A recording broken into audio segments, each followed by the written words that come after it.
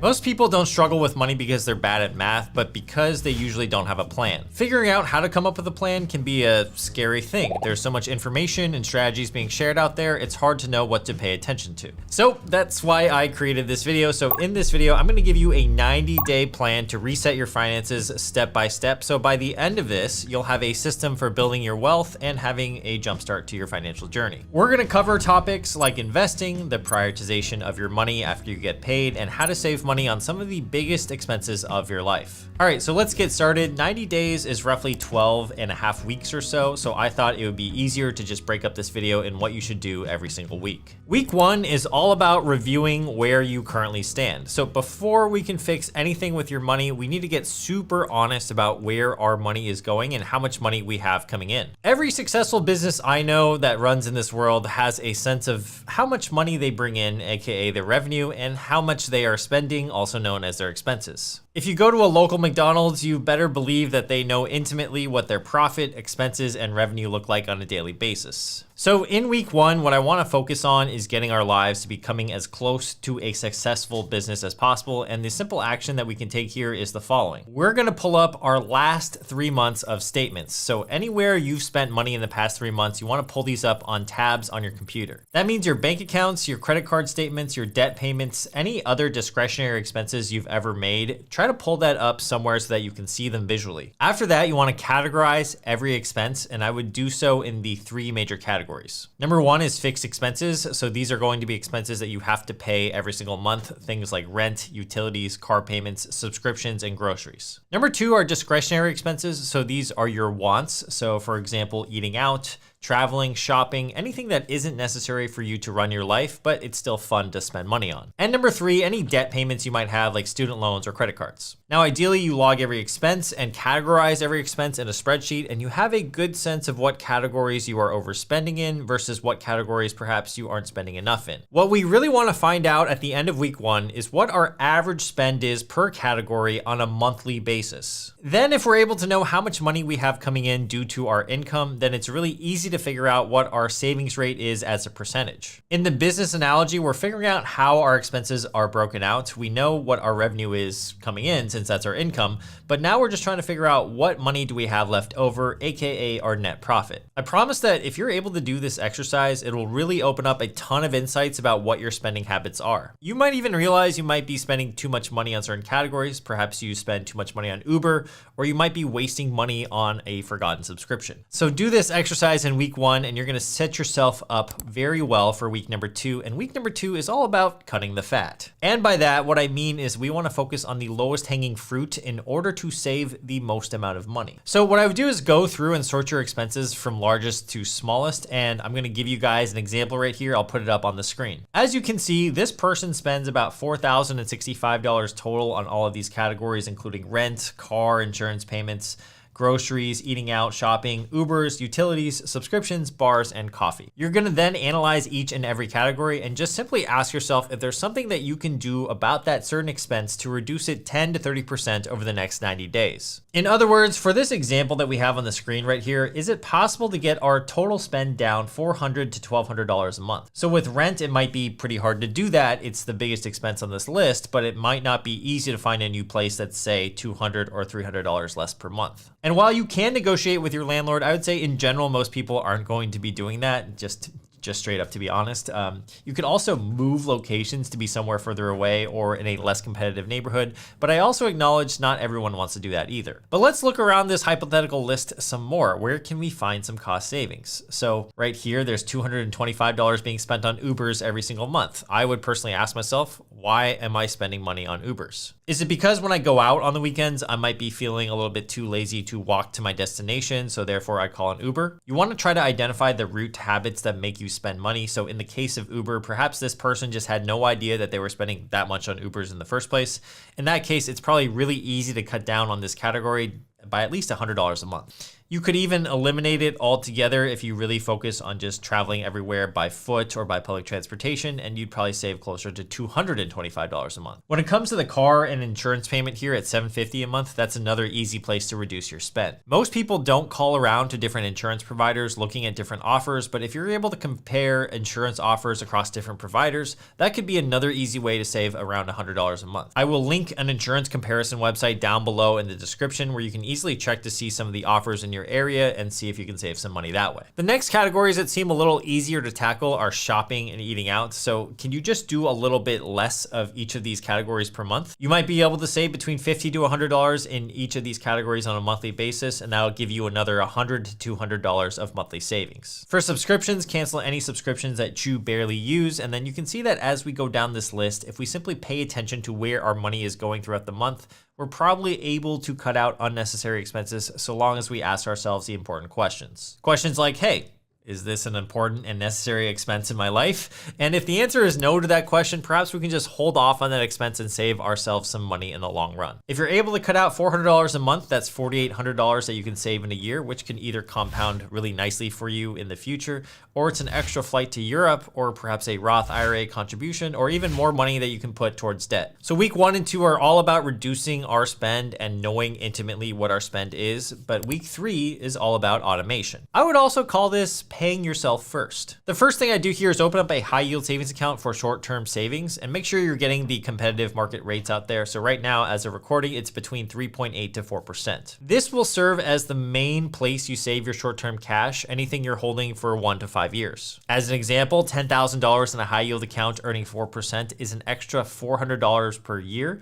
So that's free additional money you can unlock for an easy 5 to 10 minutes of setting up an account. All right, then you're gonna set up automatic transfers so that whenever you get paid, certain percentages of your pay goes automatically towards your goals. And this simple act of automating your finances is going to be one of the most single important things you do because it's gonna take out all the hassle and friction of managing your money. So here's what I do personally. I get paid once a month on the 21st, and when that happens, the money gets deposited into my main checking account. All my usual spending for the month will come out of that checking account, so that includes my bills, necessities, and discretionary spending. But here's the genius of automation, because in my online banking, I set up 2 automatic transfers whenever I get paid to move a preset portion of my paycheck into other accounts before I even get a chance to spend it. You can decide what this percentage looks like for you, but I find that if you can automate at least 10% of your take-home pay into your high yield savings account and an investment account, so perhaps 5% to each one, that it's going to be super beneficial for you in the long run, and you'll be doing way better than most Americans. Now, psychologically, this works because you won't be tempted to spend the money because it automatically gets deducted before it even hits your checking account. It's kind of like having a 401k. You never see that you're investing in the 401k, so you never touch that money. All right, week 4 is here, and you're about 1/3 of the way through this 90-day program, and the goal for week 4 is to have a plan for any consumer debt. So if you have high interest rate debt like credit card debt, we need to figure out how much the total is and have a plan to pay it off as soon as possible. If you go online and search for a credit card debt calculator, you can input your credit card balance and what you pay every single month. If you pay an extra $50, $75, or even $100 per month, you can save a lot of money on your total interest payments, as well as reduce your payoff date by a lot. In this example alone right here on the screen, we would save 8 months of our payments if we're able to increase our payment per month by $75 on a $2,500 credit card balance. You can set up automatic payments when it comes to debt payoff so that you can kill it off as quickly as possible as well. Another big action item if you have credit card debt is that I will always encourage you to call your credit card company and ask them if they can lower the interest rate on your card, even if it's just for a short period of time. You can bring up that other credit cards have competitive interest rates and that you've been a really loyal customer. Oftentimes, the credit issuer will just lower your interest rate, even if it's just for a temporary period because they want to keep your business, but this can also save you hundreds, if not thousands of dollars in interest alone. The worst case is that they say no, and that's okay, but you won't know until you ask, and this will literally take 5 minutes and could save you a lot of money. The average credit card APR is over 21% these days, so either making payments on this debt or getting your debt interest rate lowered is going to be an instant return on your investment. All right, now in week 5, your goals start to change, and the the week 5 goal is going to be getting your emergency fund to $1,000. $1,000 is a significant number because it's when your bank account actually crosses the 4-digit barrier, which psychologically should make you feel pretty good. Consider that 59% of Americans can't even afford a $1,000 emergency expense. That means it's probably a good goal to aim for. If you already have $1,000 in your emergency fund and you're watching this video, then your goal for this week should be to get your emergency fund to 3 to 6 months of living expenses saved up, or at least have a plan to do so. For the majority of people though, the first step of getting to that $1,000 is a huge psychological win, and it also gives you that peace of mind. In order to get there faster, you can sell things you don't use like old electronics, clothes, or furniture, or you can pick up a side hustle for extra cash. Another way to do it is that based on your expenses from week 1 and week 2, you can redirect any savings that you made towards your emergency fund.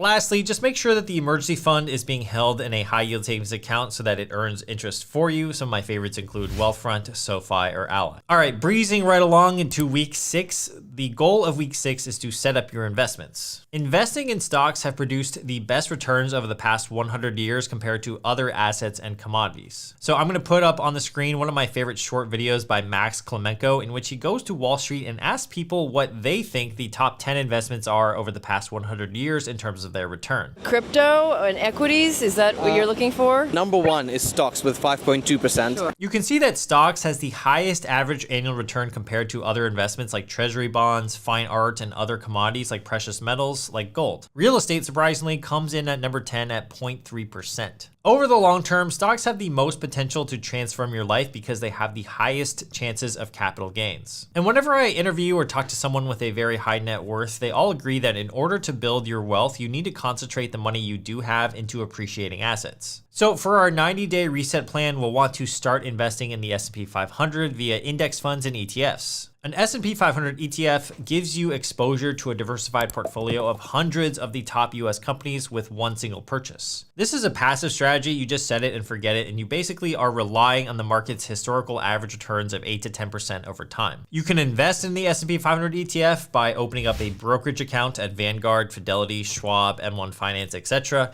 And then you want to allocate a portion of your automated savings to go into these brokerage accounts, and then make sure you're just simply buying an S&P 500 ETF on a regular basis. This is a very low cost way to get invested, and it's simple because all you have to do is invest in that one fund. Look at this table of investing. You can see that if you invest $100, $500, or $1,000 per month, what your final balances will be by just getting the average market returns of 8%. Investing $1,000 a month for 30 years, for example, will get you a final balance of $1.49 million after all is said and done. The most important thing when it comes to having an investing plan is to stay consistent with it and trust the process, and over time your money will grow upon itself, and that's the beauty of it. Okay, in week number 7, we're gonna find ways to level up our income. In this video, we've talked a lot about cutting expenses and automating what you make already, but another thing we wanna really make sure we're focusing on is increasing our income in. There are a few options that you can consider when it comes to this. So number 1, you could simply ask for a raise. This is especially true if you haven't gotten a raise in over a year, and now if it's been longer than 2 years, you definitely need to say something to your employer because the rate of inflation has just been reducing your purchasing power this whole time. You can research salaries online and just present your case, and even if you don't get it, at least you asked, but still you want to make sure you're getting paid what you're worth. I've even made a YouTube video about how job hopping every 2 years or so can make you 30 to 40% more of your salary every time you switch. Obviously, this is very situational, but if it does apply to you, it could be another way to increase your income very fast. The second way I would try to increase my income is to start a side hustle. You could freelance, you could flip stuff on Facebook Marketplace,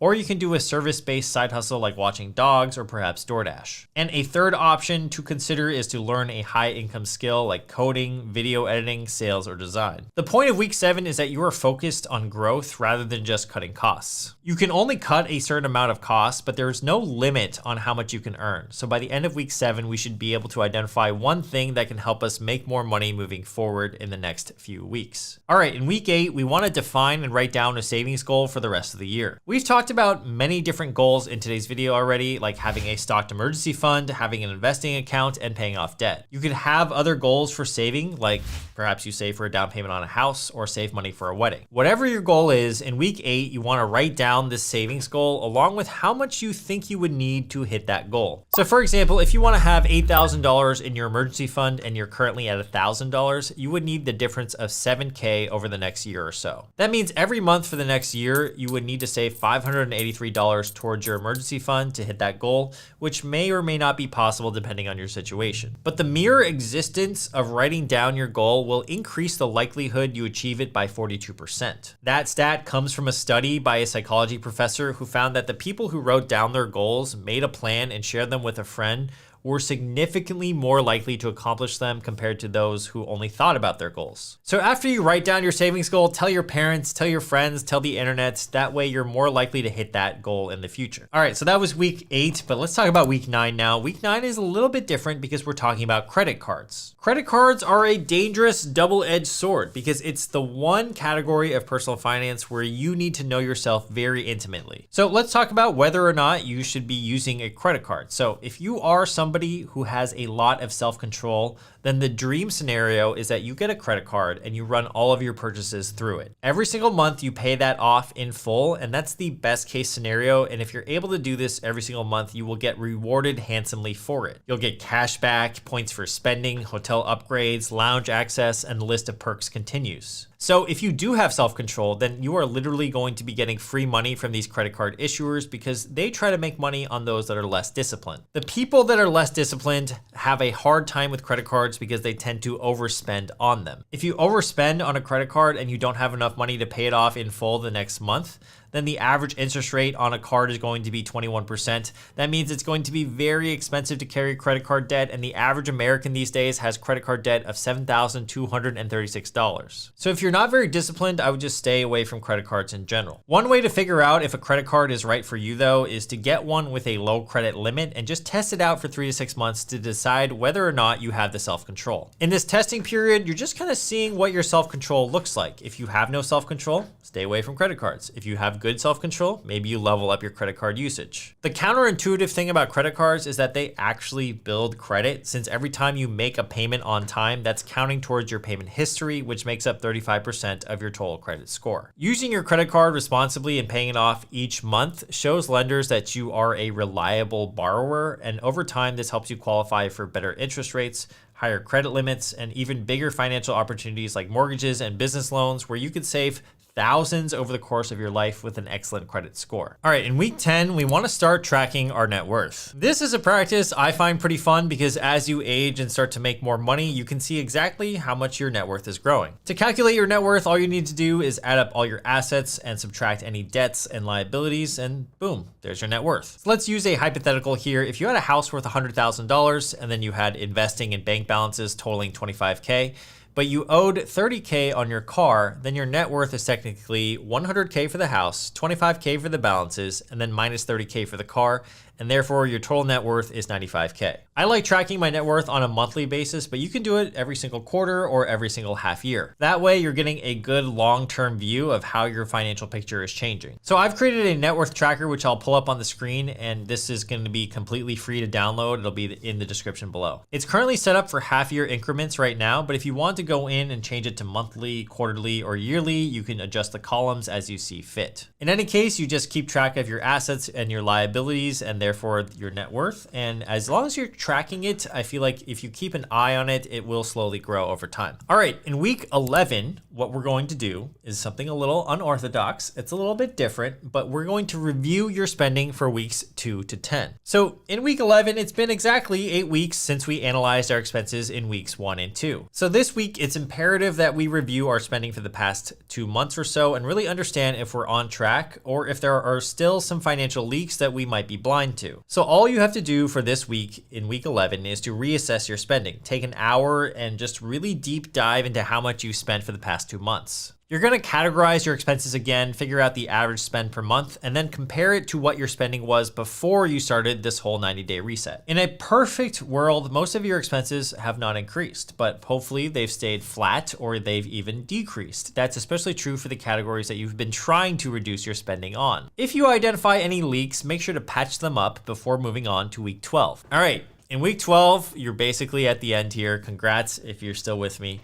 Technically, 90 days is 12 and a half weeks. So really, we're gonna take these last 7 to 10 days to really plan out our stretch goals into the future. Stretch goals are big, ambitious goals that go beyond just getting by. These are things like buying a home, paying off major debts, launching a business, or retiring early. So this week, you should really figure out, number one, what do you want to achieve in 1 year, 5 years, and 10 years? A 1-year goal might be something like save $10,000. A 5-year goal is much more of a stretch. So perhaps it's buying property, launching a business, or hitting a huge milestone of net worth like 100K, 250K, 500K, etc. And a 10-year goal might be to be financially independent, or perhaps you travel the world for a year, or you retire early. Once you have these goals, you want to create an actionable roadmap that breaks them down into smaller, achievable steps. Let's say you want to buy a house in 5 years. How much would you need to save per month to get to your down payment? That's what you need to figure out and write down what that goal is. And then the last step of this critical week is to schedule a quarterly check-in with yourself a quarter from now. So you want to set a reminder every single 3 months to review your progress financially.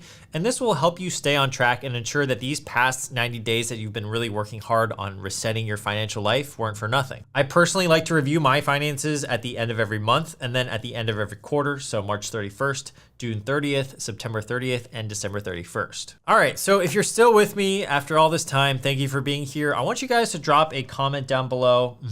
What can I have you say? Maybe type the word Apple. If I see your comment and it's Apple, I'll make sure to heart it. This 90-day reset is not gonna be easy by any means, but I promise that if you're able to get through it, that you should be well in control of your money by the end of it. Now, remember, this is not just the beginning though, because wealth is not built overnight. It's built through consistency, discipline, and having that long-term vision. If you got value out of this video, make sure to check out this video right here. It's gonna show you how your net worth explodes after you hit 100K. I hope to see you guys in that video or a future one on this channel. Again, thank you so much for spending your time with me. I'll see you later. Bye.